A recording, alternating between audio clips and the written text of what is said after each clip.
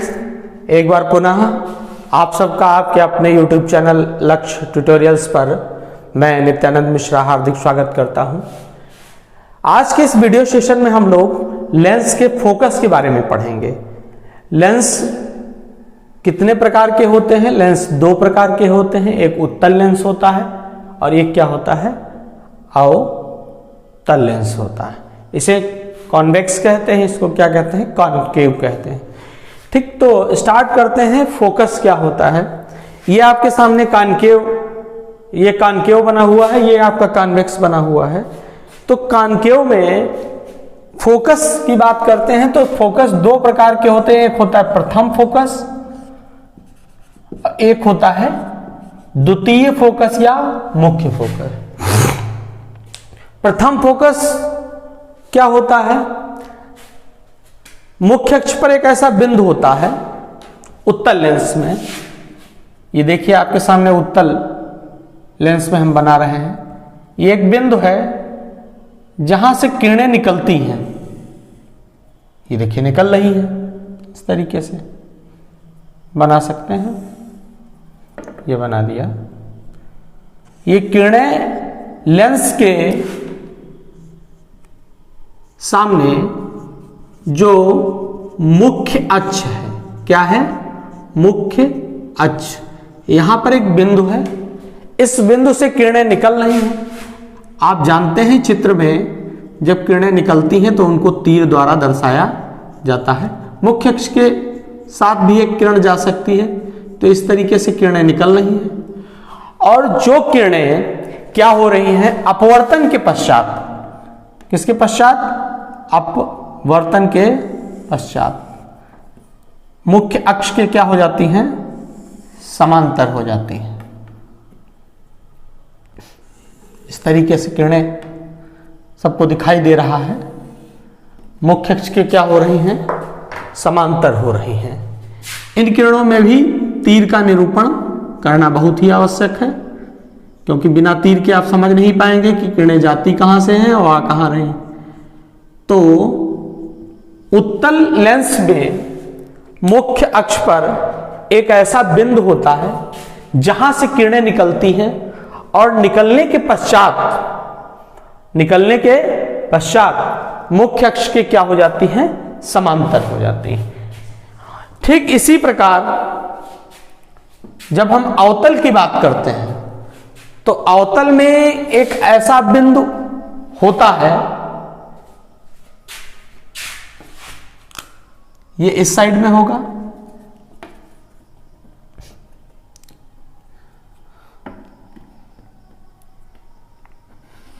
इस तरीके से डॉटेड बनाएंगे।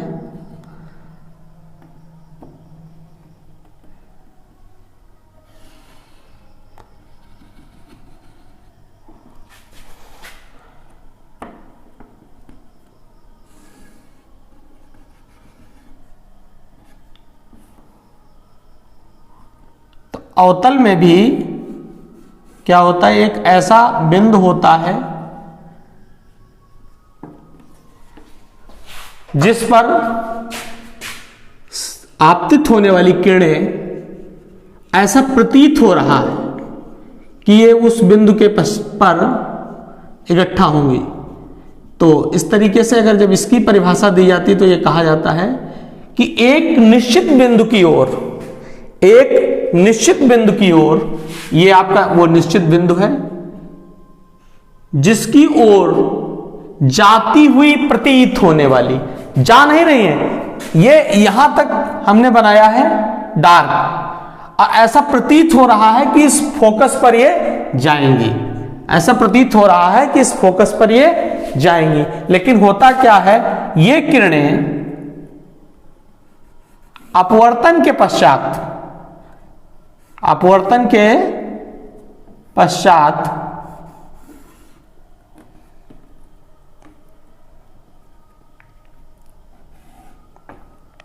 मुख्य अक्ष के क्या हो जाती हैं? यहां चित्र में देखिए आप सब, मुख्य अपवर्तन के पश्चात ये किरणें मुख्य अक्ष के समांतर हो रही है। इनमें भी एरो बना देते हैं। ये आपकी प्रकाश किरण है जो लेंस द्वारा अपवर्तन के पश्चात समांतर हो जाएगी। ये देखिए समांतर हो गई। ये किरण, चूंकि ये किरण प्रकाशिक केंद्र से होकर जाएगी मुख्य अक्ष वाली, ये अपने मार्ग में बिना विचलित हुए क्या होता है, सीधे निकल जाएगी। तो इस प्रकार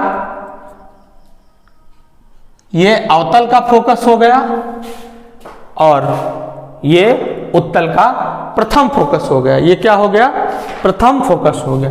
प्रथम फोकस को एफ डैश से डिनोट किया जाता है। कहां से डिनोट किया जाता है, एफ डैश से। फोकस और जैसे यहां पर स्केल रख करके अगर देखा जाए तो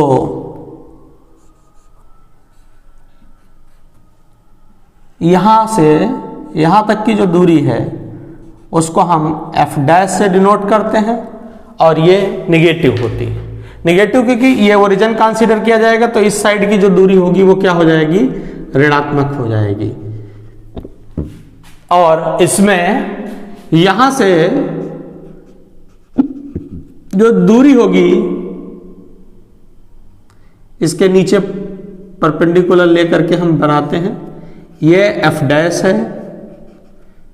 यहां एफ डैश क्या होगा, पॉजिटिव होगा और यहां एफ डैश क्या होगा, नेगेटिव होगा। तो प्रथम फोकस क्या होता है उसको लिखते हैं, उसकी परिभाषा समझते हैं। लेंस की मुख्य अक्ष पर स्थित, क्या लिखेंगे, लेंस की मुख्य अक्ष पर स्थित, लेंस की मुख्य अक्ष पर स्थित एक निश्चित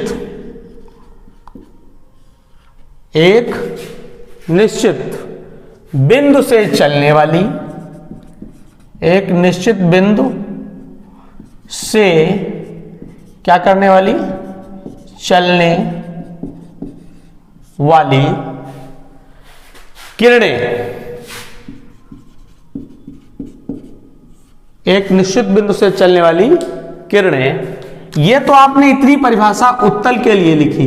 अब अवतल के लिए लिखते हैं, अथवा एक निश्चित बिंदु की ओर, अथवा एक निश्चित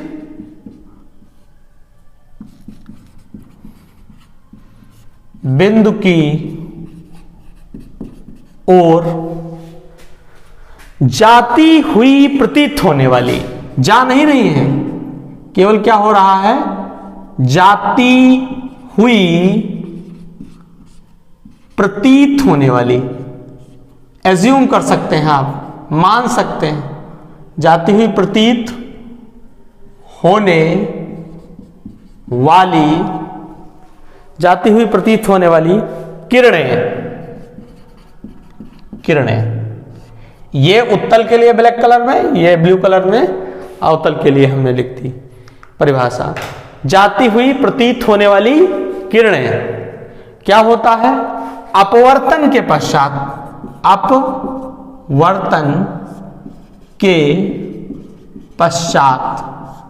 अपवर्तन के पश्चात दोनों स्थितियों में जो किरणें हैं वो मुख्य अक्ष की क्या होती हैं, समांतर हो जाती हैं। अपवर्तन के पश्चात किरणें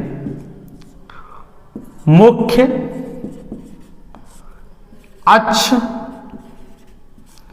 के क्या हो जाती हैं, समांतर हो जाती हैं, मुख्य अक्ष के समांतर हो जाती हैं। इस निश्चित बिंदु को, इस निश्चित बिंदु को प्रथम फोकस कहते हैं। यहां लिख लेना, प्रथम फोकस एफ डैश कहते हैं। यह हो गया प्रथम फोकस। लेंस के प्रकाशिक केंद्र, अब जो बात हमें लिखनी है, लेंस के क्या लिखना है, प्रकाशिक केंद्र, लेंस के प्रकाशिक केंद्र तथा प्रथम फोकस के मध्य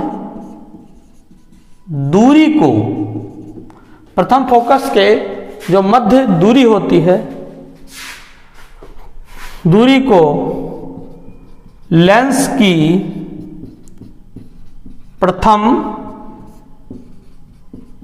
फोकस दूरी f डैश कहते हैं। एक विशेष बात यह है, वो याद रखना कि उत्तल के लिए प्रथम फोकस दूरी क्या होती है, नेगेटिव होती है, -v, और अवतल के लिए प्रथम फोकस दूरी क्या होती है, वो धनात्मक होती है। ये क्या है, प्रथम फोकस दूरी है। और प्रथम फोकस दूरी, और जिसको हम मुख्य फोकस दूरी या द्वितीय फोकस दूरी कहते हैं, उसको हम अगले टॉपिक में पढ़ेंगे। वो इन कंपैरेटिव ज्यादा इंपॉर्टेंट है, मगर चूंकि जब तक आप दोनों चीजों को पढ़ेंगे नहीं तो कंपैरेटिवली माइंड में सेटअप नहीं होगा। इसमें आपको क्या ध्यान रखना है कि दोनों जो स्थितियों में जो किरणें हैं वो अपवर्तन के पश्चात मुख्य अक्ष के समांतर हो रही हैं। दोनों स्थितियों में देखिए, उत्तल में एक निश्चित बिंदु से होकर चलने वाली किरणें अपवर्तन के पश्चात मुख्य अक्ष से समांतर हो रही हैं। अवतल में एक निश्चित बिंदु को जाती हुई प्रतीत होने वाली किरणें अपवर्तन के पश्चात मुख्य अक्ष के समांतर हो जाती हैं। चूंकि इसमें ये बिंदु लेफ्ट साइड में है, इसलिए यहां तक की दूरी निगेटिव हो जाती है, और इसमें राइट साइड में है, इसलिए दूरी क्या हो जाती है, पॉजिटिव हो जाती है। एक इमेजिनरी प्लेन यहां पर कंसीडर किया जा सकता है। यहां पर एक काल्पनिक तल होगा, यहां पर जिस काल्पनिक तल को फोकस तल कहते हैं। क्या कहते हैं, फोकस तल, फोकस प्लेन। यहां पर जो काल्पनिक तल होगा वो ये जो हम लाइन ड्रा कर रहे हैं उस पर उसके अनुदिश होगा। तो इस तरीके से देखिए डॉटेड बन गया। यहां पर ये फोकस तल है, अंग्रेजी में इसको कहते हैं फोकस प्लेन। तो इस तरीके से ये जो टॉपिक है आपने कवर किया। क्या, प्रथम फोकस, लेंस की मुख्य अक्ष पर स्थित एक निश्चित बिंदु से चलने वाली किरणें, और लेंस की एक निश्चित बिंदु की ओर जाती हुई प्रतीत होने वाली, जा नहीं रही है, केवल जाती हुई प्रतीत हो रही। ऐसा हम एज्यूम कर सकते हैं कि ये किरणें इस बिंदु की ओर जा रही हैं, जा नहीं रही, जाती हुई प्रतीत होने वाली किरणें अपवर्तन के पश्चात दोनों स्थितियों में मुख्य अक्ष के क्या हो रही हैं, समांतर हो रही हैं। अब हम लोग द्वितीय फोकस, मुख्य फोकस, या हम केवल जिसको फोकस कहते हैं उसकी तरफ बढ़ते हैं। अब स्टार्ट करते हैं द्वितीय फोकस, जिसे मुख्य फोकस भी कहते हैं या केवल फोकस कहते हैं। अगर हम द्वितीय फोकस कहें, मुख्य फोकस कहें या फोकस बोलें, तो इसका मतलब केवल द्वितीय फोकस से है। द्वितीय फोकस क्या होता है, ये आपका उत्तल लेंस बन गया, ये मुख्य अक्ष बन गई, और मुख्य अक्ष पर एक उत्तल लेंस स्थित है, इसका ये प्रकाशिक केंद्र C हो गया। अब बात करते हैं जो किरण मुख्य अक्ष के समांतर जाएगी, इस तरीके से कुछ किरणें बनाते हैं, समान दूरी पर, देखने में अच्छी लगेंगी। चित्र जो है वो अच्छा लगना चाहिए, अच्छे लगने पर उसके मार्क्स जो है आपको पूरे पूरे मिलते हैं। और अच्छा लगने का मतलब यहाँ साइंटिफिकली जब सही बनेगा तो अपने आप अच्छा लगेगा चित्र। इस तरीके से हमने कुछ रेखाएं बनाई जो मुख्य अक्ष के क्या हैं, समांतर है। स्वयं मुख्य अक्ष पर भी एक प्रकाश किरण दर्शा देंगे, और ये प्रकाश किरणें अपवर्तन के पश्चात एक निश्चित बिंदु में पर इकट्ठा होंगी या निश्चित बिंदु पर मिलेंगी। इस तरीके से देखिए एक निश्चित बिंदु की तरफ इन प्रकाश किरणों को हम मोड़ रहे हैं। ये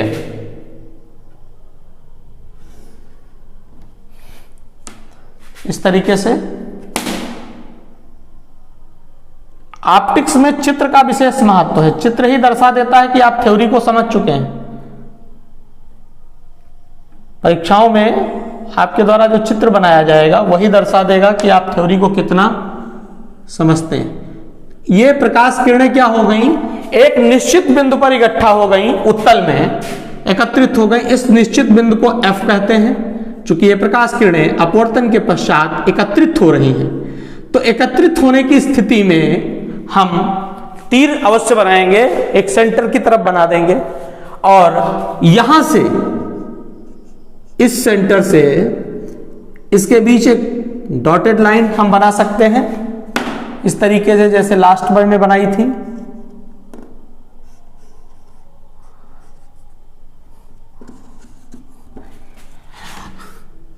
इनके मध्य जो दूरी होगी उस दूरी को ही फोकस दूरी कहते हैं और द्वितीय फोकस दूरी को स्मॉल f से डिनोट करते हैं और उत्तल के लिए द्वितीय फोकस दूरी धनात्मक होती है। यह चीज इंपॉर्टेंट है, न्यूमेरिकल प्रॉब्लम में इसको हम पुटअप करते हैं। और यहां पर हमने जो काल्पनिक रेखा बना दी है, यह काल्पनिक रेखा फोकस तल है। यह क्या है, फोकस तल है।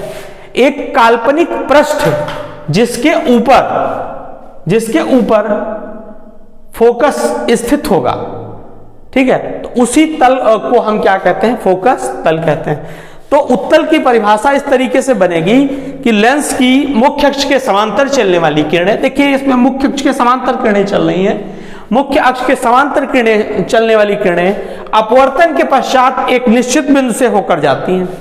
अपवर्तन के पश्चात ये क्या हो रही हैं, एक निश्चित बिंदु से होकर जाएंगी या निश्चित बिंदु पर एकत्रित हो जाती हैं, इस तरीके से कह सकते हैं।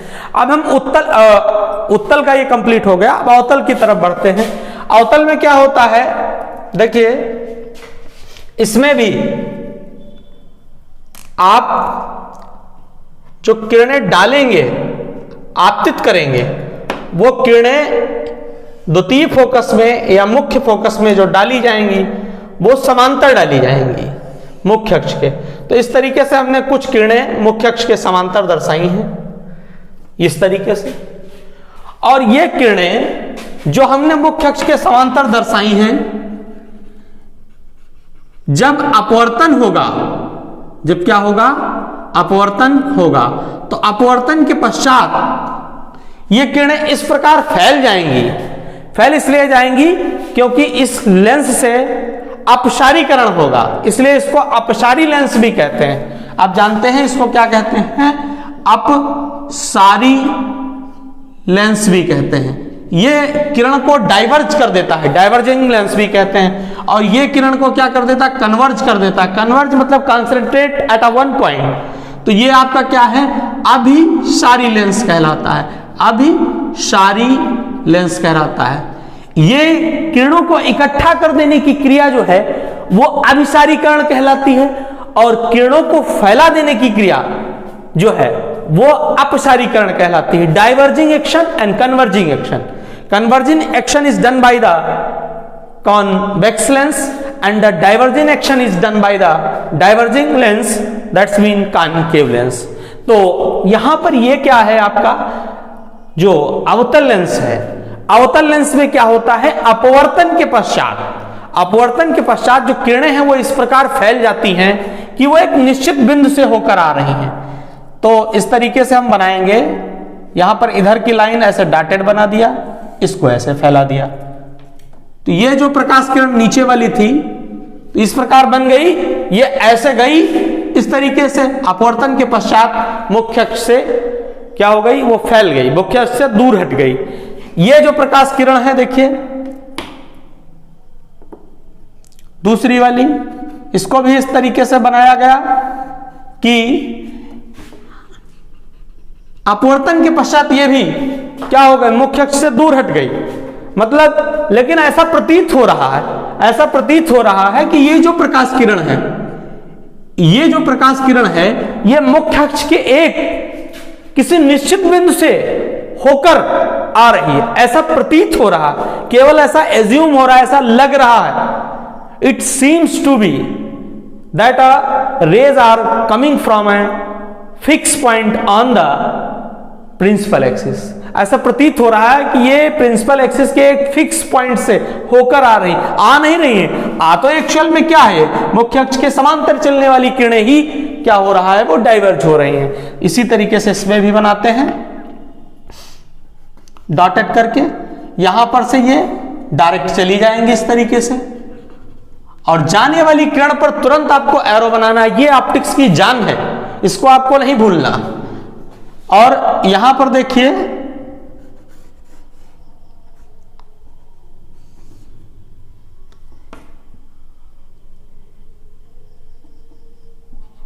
ये रे है जो मुख्य अक्ष से इस तरीके से समांतर थी, वो ऊपर की ओर डाइवर्ज हो गई। तो इसमें क्या होता है, उत्तल में आपको समझना है एक पॉइंट पर इकट्ठा हो जाती हैं, और अवतल में ऐसा प्रतीत होता है कि ये सारी किरणें मुख्य अक्ष से एक पॉइंट है उससे आ रही हैं, ऐसा प्रतीत होता है। तो द्वितीय फोकस अथवा मुख्य फोकस की परिभाषा हम लिखते हैं, और ये इंपॉर्टेंट है, ये आपके स्टेट बोर्ड्स के लिए इंपॉर्टेंट है। क्या है, लेंस के मुख्य अक्ष के समांतर चलने वाली किरणें, लेंस के मुख्य अक्ष के समांतर चलने वाली किरणें, इसमें भी समांतर चल रही हैं, इसमें भी चल रही हैं समांतर चलने वाली किरणें, लेंस से अपवर्तन के पश्चात क्या लिखेंगे, लेंस से अपवर्तन के पश्चात, लेंस से अपवर्तन के पश्चात एक निश्चित बिंदु को, एक निश्चित बिंदु को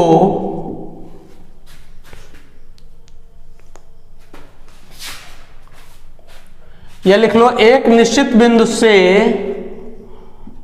होकर जाती है। यह बात उत्तल के लिए कंप्लीट हो गई कि एक निश्चित बिंदु से होकर जाती हैं, यह निश्चित बिंदु हो गया। अब अवतल की बात करते हैं, अथवा एक निश्चित बिंदु से आती हुई